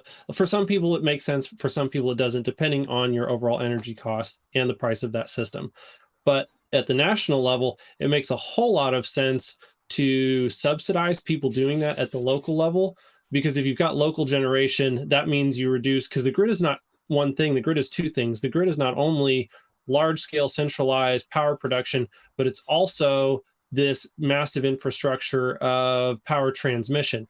And so if you don't have to generate power in a centralized way, you can generate it closer to where it's being used, then that reduces your transmission cost. And transmission cost is something like half of the price of energy in most places. And so for the government that's thinking about, okay, how do we, moving forward, invest in our power infrastructure, decentralized makes a lot more sense. And this is another argument against things like fusion, that centralized provides a lot of challenges, that if you don't have to go that route, then you should decentralize your production. So that's the thing that makes the most sense long term, as long as our, like Brian said earlier, as long as our immediate needs to grow our energy production don't outpace the batteries that are available to do that. And it's a lot of batteries. Yeah. Richard, go ahead. Yeah, so I learned a lesson when I was a young attorney. I used to see other attorneys go into court and the ruling would be preliminarily in their favor, and they still talked. Like they didn't know when to shut up. So there's 5 guys who are really smart above who are talking about this subject, and I have nothing to add. Here's my my takeaway, and I saw Ishan, you posted a link, so maybe and I clicked on it in the private chat. If you want to pull it up on as a screen share, producer wife, when you get a chance here. Here's what my takeaway is. The discussion for the last, call it half an hour or so, was centered around batteries, right? Like, how quickly can we get batteries up and running as quickly as humanly possible? It's just batteries. Yeah, there's a semi thing attached to it. There is the mega pack thing, logistics. There's a lot of different sort of things attached to it. But the central core component here is batteries. That sounds really boring to me. That sounds very boring, right? And because I'm like looking at the mystic of Elon Musk, and I'm looking at full self-driving, and I'm looking at the bot, and I'm looking at the super cool cars and the Cybertruck and so on and so forth. But here's my biggest takeaway. There's an engine of creativity. There's an engine of mystique. There's an engine of, look at how cool this company is. And then there's an engine of Elon Musk out there just buying Twitter and being a crazy person, right? A lot of people could argue. But what is really happening here? There is an economic force that's driven by who can create the most batteries as quickly as humanly possible, which is a 100% an engineering problem. And as soon as the cost benefit of that technology becomes clear, then it's who has the biggest scale to take the biggest portion of the pie as quickly as humanly possible. And there's only one company I know of that can do that. And so there's all this excitement, like 90% of what Tesla is, it's very exciting story that all of us are super excited about. But the underlying truth of this thing, and Master Plan Part 3, which always gets lost, I always lose it in my head, is there's an economic transformation that's happening in the world, and there's a company that's going to secure the supply chain to ensure that it takes the largest share possible of that new future. That's it. That is what Tesla is. And I think if I view Tesla through that lens, then I can truly separate out all the noise that's happening, because then the equation becomes, do I really need, and again, I'm not saying he should leave or he should stay, but do I really need an individual that's creating a lot of noise, right or wrong, to complete that mission? And I would argue that's a big no with where we are right now, because the talent has been accrued, the engine has been created. The fact that they're starting 4680 is a huge signal that says we are going all in into development of these technologies. Now the question becomes, show us the proof. Show us that you're building these factories. Show us that you're building these lines for the batteries. Show us that you're ramping up energy, right? And as that story continues to develop, then that's just going to play out. It's a matter of momentum, right? So that's my takeaway from this discussion. If you guys have any thoughts around that, let me know. But that's how I'm thinking about this whole. This was so freaking educational for me, and I hope it was valuable for everybody too. But that's my biggest takeaway. Any thoughts? I still want Elon to be totally involved in it, even though, yes, you can get to 50x the current size, 150 gigawatts up to, 8 gigawatts, 8 terawatts per year, and you're making, all that money. I still want Elon there. And even if you were to split off Tesla bot and that kind of thing. But I think that, I think that's the main comment on that he still matters. And that the noise is irrelevant. Like, as you go up this 50x, 100x thing, not just the share price, I'm talking about the entire scale of the company, that, and you're transforming the world, that, the people who don't like him because he's saying crazy stuff, and then he's like, but you electrified the world, and you with your company, and you've helped improve the economy, because there's a lot of dissonance. Because the improve the economy is that 10% of the everything that we buy is, if we don't have Amazon Prime, we're paying 10% on that, roughly, right? So if that goes to 2%, because I got electric trucks, and then even 1% if I'm going automated robo trucks, right? I've given the world a 9% tax cut off of services cut off everything, right? So it's that kind of like clean up the energy, make the world richer kind of thing is like, and he also said some stuff, which may need to be said. I'm not even going to say that he shouldn't be saying that. I think he should be saying that. Right. So, so I think that that's my view on it. Yeah. It's the sort of like the overlap of the mystique of the individual over a company that's just so fundamentally insanely sound, and it just happens to be working on things that are going to make a lot of people a lot of money. And those two things coming together, like what I see is the dissonance. It's that dissonance, right? It's like individual who clearly is brilliant and is doing a lot of things is potentially pissing off a lot of people, but in reality is if you're thinking about it as an investor and you're thinking about it as somebody that's ultimately trying to create wealth, if that's the lens you're viewing through, like let's separate the lens of, hey, if you're viewing him as an individual, as an idol, as a role model, because those two things are overlapping a lot. And I think that's what's causing a lot of pain, is that there's a big overlap, for myself too, like if I view Elon as somebody that I'm aspiring to be, or somebody that's a role model for me, and he's acting in a way that's like, wow, I didn't expect you to act in that manner, it crushes you a little bit, right? And I see that all everywhere. But in the end, if we're really investors, then it's important to put that lens on and view this whole story through that as well. And that's what discussion really helped me to refocus on.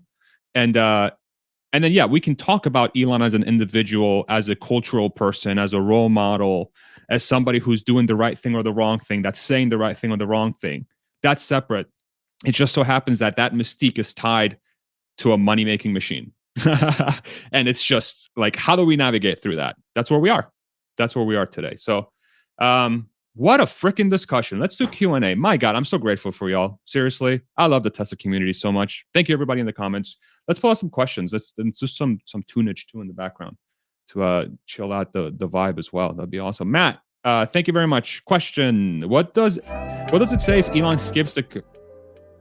Damn, that was nice. What does it say if Elon skips the Q4 earnings call? Both if we beat and not. Any thoughts there from the panel? Who wants to tackle that on? Yeah, if it's a beat, then I think it's a confidence thing. Like they've got it.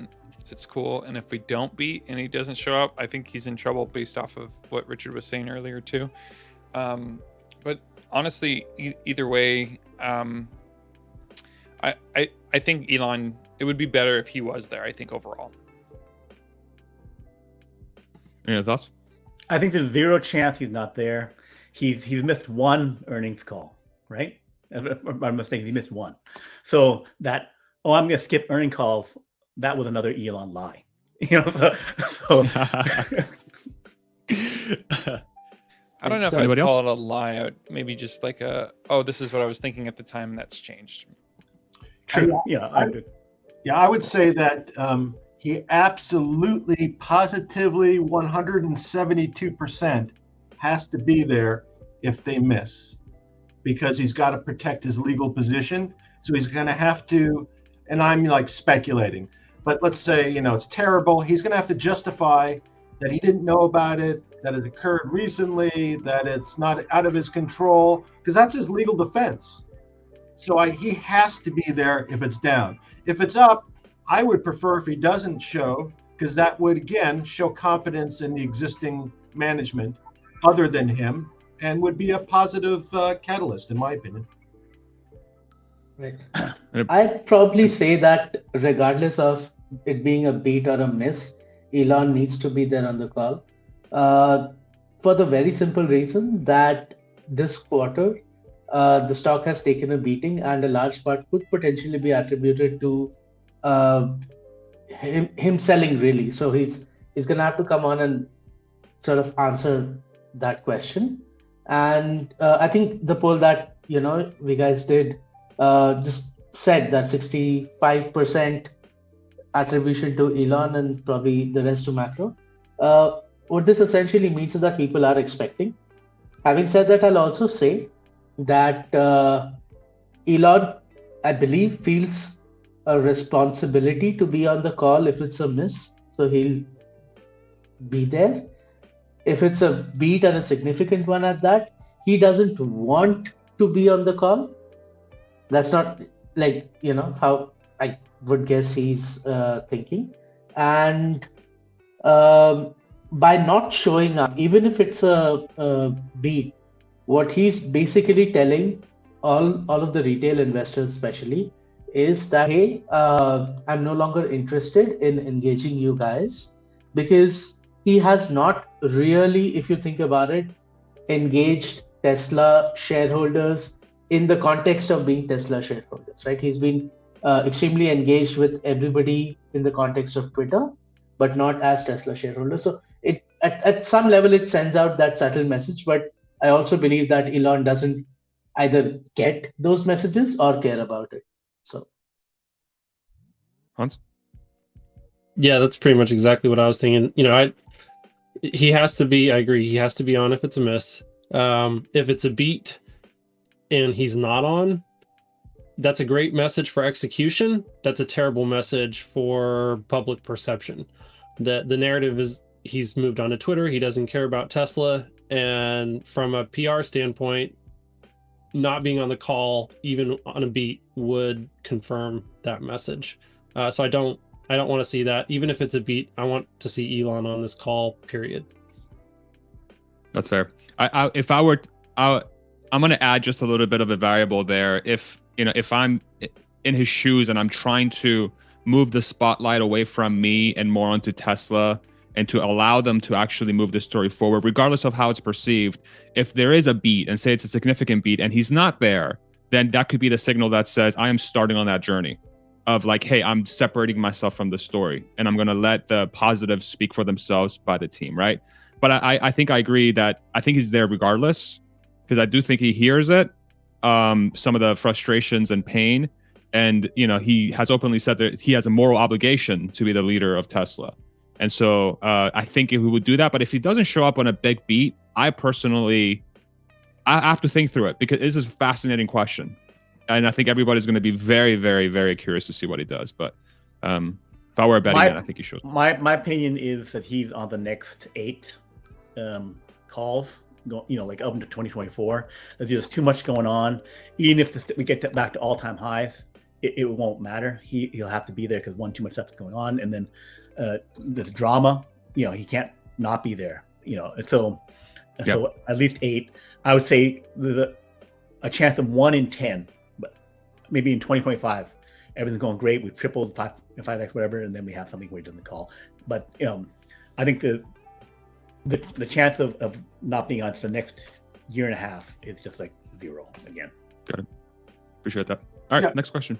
Sorry, Richard, please. I was going to say, I think it would be an interesting question. So that you had a poll here of basically Tesla bulls that attributed responsibility 65-35 to Elon. It would be interesting to ask non-Tesla bulls what they attributed the drop in, to see if the perception of Elon was the same as us, who are like super hyper focused on them. It would be interesting.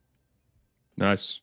Any Tesla bears that are watching this, I would love for you to run the poll on your channels and let me know what the results are. Let's partner on this. Come on, let's come together. Kumbaya. Next question. Great. That's such a great thought. Thank you very much. Where is Master Plan Part 3? That's I'll just go ahead and answer this, and we'll do the next one. I would recommend you watch this video starting around the 1 hour mark. Brian gave an amazing breakdown on how he views this playing out. I would highly recommend you do that, and hopefully that answers your question. My gut tells me that it will. But thank you so much for the question. Let's do the next one. Raymond, given recent news in fusion, should Tesla create R&D as a long-term project to supplement renewable? Tesla engineering skills will be key towards commercialization. My God. Who wants to take this one? I'll take that one. So I happen to, my website, Next Big Future, I've written over 30,000 articles on deep technology, space, energy, nuclear fusion, AI. That's it? Just 30,000? Yeah, over 30,000 in the last 15 years. And I track nuclear fusion super duper closely. Okay. I have a list of over 20, the little spreadsheet, over 20 nuclear fusion projects. I know how much they're funded. I know how they're working on it. I've talked to several of the company, the CEOs, CTOs, and stuff. So I'm all in on nuclear fusion. Okay, so first, the recent news, the ignition thing. by the National Enrichment Facility. So that is unfortunately not a huge step toward, though we're finally going to get close to commercialization. Okay, it's a little over 3 megajoules out from 2 megajoules in, but in and out of what? In and out of the capsule. So the photons that are hitting the capsule and then release a little bit of energy. So it's a big deal. It took them time. They were at 70% last year. Now they're at 120 some percent. Okay, so if you could capture 1 megajoule, you can't, but let's say you could 1 megajoule. That is enough to run your hair dryer for 30 minutes. Okay, in order to scale this into something that's generating power, I must do 100 times more in and out. I must lay photons onto the capsule of 2 megajoules and then get out 200 megajoules in order to have a chance to have all the efficiencies balanced out to a net positive generation, right? Then I must go from 1 capsule every month, every few weeks, into 10 capsules a second. Okay, I must do 10 capsules a second. I must do like a little under 1 million per day, right? In order to get my gigawatt fusion reactor. Okay, the National Enrichment Facility, built over 20 years ago, is for research around making sure that our nuclear stockpile works. That is its purpose. Its side purpose is to do this other stuff, right? But the main purpose is for that other thing. There is no way that they can get to a commercial fusion thing. They have floated the idea of LIF, I think, lifetime inertial fusion, where they say, hey, give us $100 billion or give us $20 billion and we'll work on this thing and adapt it, whatever. That would be just them coming up to the trough, like the Tokamak project, which has been running since Reagan and Gorbachev, right? Which is going to also make nothing. Okay, it's going to not get to commercial fusion, because also not just getting to commercial fusion, it'll also be cheaper than solar, cheaper than fission, cheaper than whatever, for it to make a difference, right? Because you have clean power from nuclear fission, right? We get 2,600 terawatt hours per year clean from nuclear fission. Okay. The other thing is that fission is just easier, right? I can go into that. In the 1960s or for whatever 1950s, we had the first, powering a town from nuclear fission, and we haven't even lit up any light bulbs from nuclear fusion. That being said, of those 20 nuclear fusion projects, the ones I'm most excited about, HB11 in Australia, using lasers, by using pulsing, using certain effects where they can create a super strong magnetic field, about 100 times, 200 times stronger than the magnetic fields in a particle accelerator, the biggest particle accelerators or whatever, or the biggest nuclear fusion things. So the effects, the physics that they would be leveraging would be far stronger. It'd be a pair of lasers doing it. I can go into the details of that, but I don't think you want to go to it. So there's them. There's Helion Energy in Washington State. So they are doing, again, pulse fusion. They create the plasma donuts and they slam them together at greater than the speed of sound. So there's several things there that I think have a shot, but it's decades away. Sounds like not necessarily decades away. They can do it sooner. They can do it within the end of this decade, maybe, if things come together. But there's a shot at it. But it's miracle levels of technology and science different from what's going on here. It's a good thing though that they proved ignition with lasers. That shows that the guys who are doing this other method, HB11, using lasers, can say, hey, look, we have a scientific proof that this thing has that. That's the main benefit. That the other methods can point to it. Other laser methods, about 4 or 5 others using lasers, which can say that worked. Our thing that can scale can then work. Give us $1 billion and we'll get there, right? So some of them have already got the money. So. Perfect. Thank you so much. Yeah, really love that their explanation. Go ahead, Ishan. Yeah, so the non-technical or the layman view of nuclear fusion is the promise of unlimited free energy. I mean, it's not technically correct, but that's the vision or the promise. I love the way Chamath on the All In podcast actually talked about this, which is that every time there has been this massive effort to to go from the current state to the next big state, as in this has been because there has been no choice. For example, we computers, we were essentially calculating by hand, so there was the need to invest a lot of money to commercializing computers for everyday use, and to gain that kind of benefit. The same thing with the Human Genome Project, right? I mean, it cost $100 million to sequence the first genome. Today we can do it in like an hour and $100. So we didn't have an alternate. But how Chamath puts it, and he's right, that with nuclear fusion we already have a way of harnessing nuclear fusion, and that's solar panels and the reactor up there in the sky, in the space. So what is that, the sun? yeah. So, and when it comes to the cost, right? I mean, the cost of harnessing nuclear fusion today is around 3 cents per kilowatt hour, and there's a path to about 1.5 cents per kilowatt hour, which is as close to the concept of free power as you can get if you think about it from a logical point of view. And you can do it locally such that your transmission losses are not as high, so you're saving there as well. Whereas if you would have to commercialize this, it would most likely again be centralized power generation followed by a grid-based distribution, right? So there are losses there that we've got to contend with.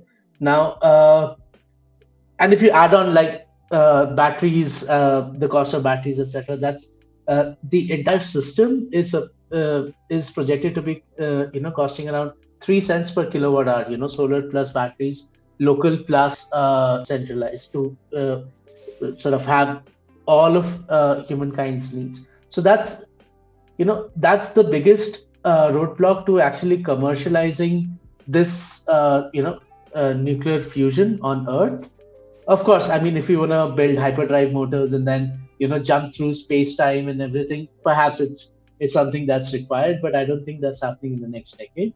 So that's one of the biggest stumbling blocks, right? The next thing that's important to know is Tony Seba, his research essentially tells us that all of humankind's energy needs, right, be it transportation, be it manufacturing, be it heating and cooling, be it each and every energy need that human has today, is going to be covered by about 4 to 7x the generation capacity that we have today. And he's laid out a path to actually getting there at a cost of $2 to $3 trillion.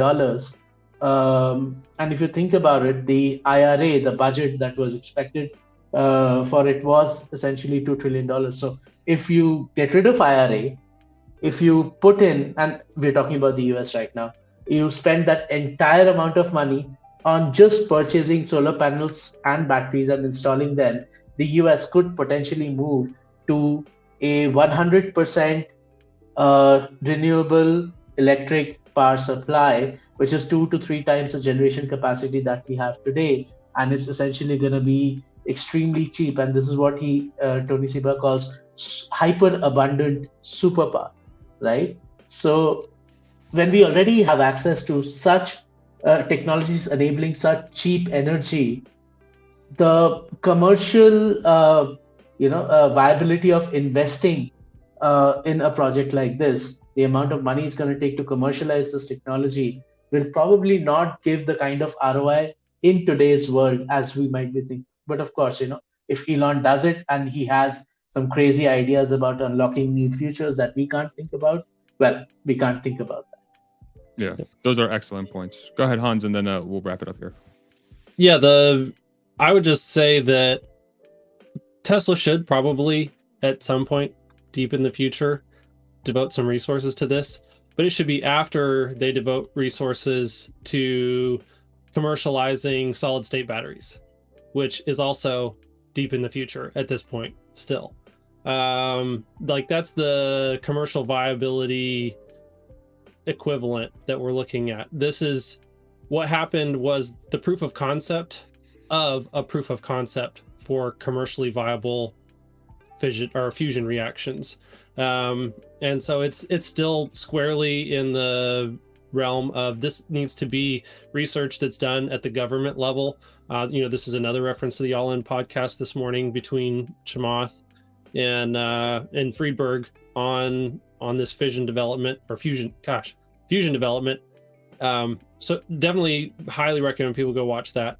But yeah, so we have a commercially viable solution in our hands right now, and the path from theory to commercially viable is so incredibly difficult, and they need to spend all of their energy on scaling the currently commercially viable option.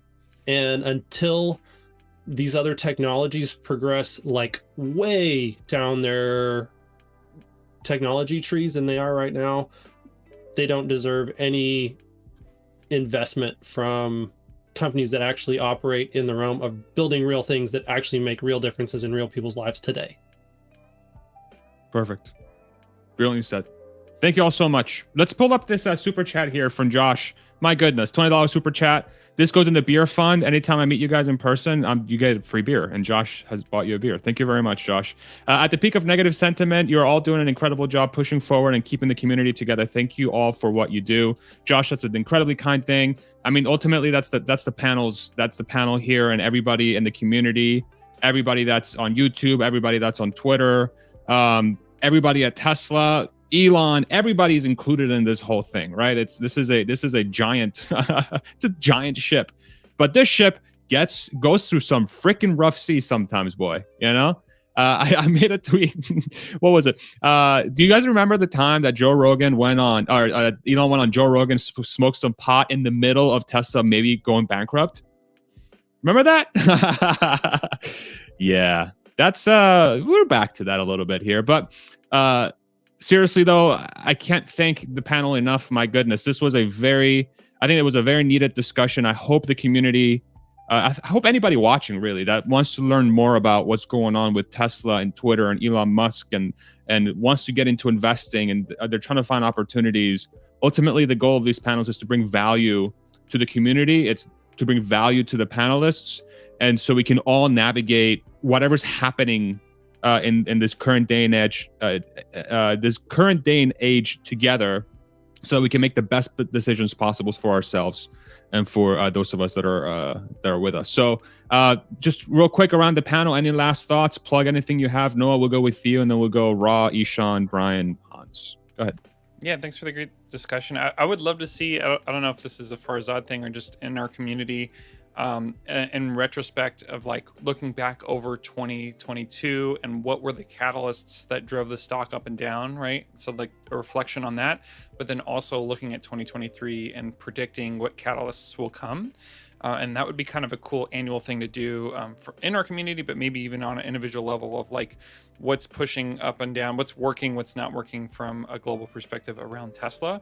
And then to also kind of look back and see if your predictions were accurate for the year before. So we'll see. It's a great thought. Great thought. Somebody should steal that. Ra, go for it. Yeah, I just wanted to wish everybody a great and happy and healthy weekend.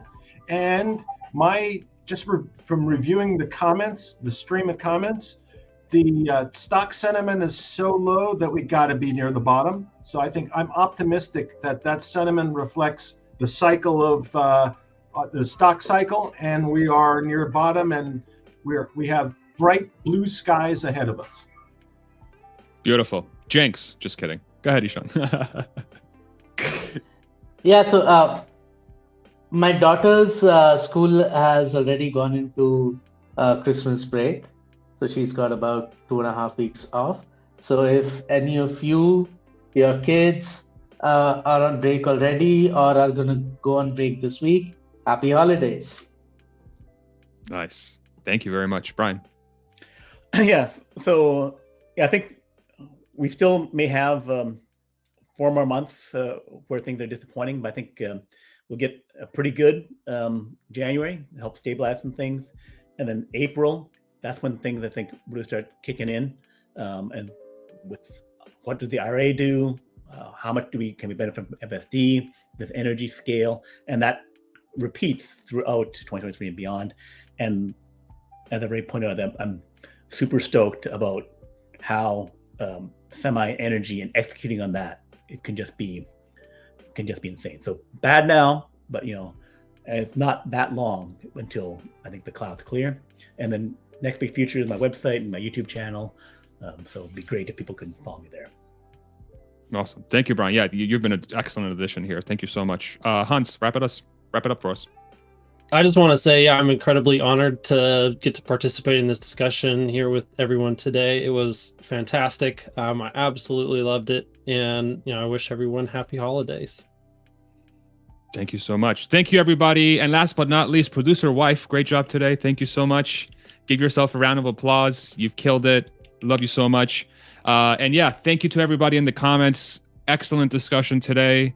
And I hope you took some value away. Thank you all. Have a great weekend. Happy holidays for those of you that are celebrating, and we'll see you next time. Take it easy, everybody. Mwah. Love you guys. Bye.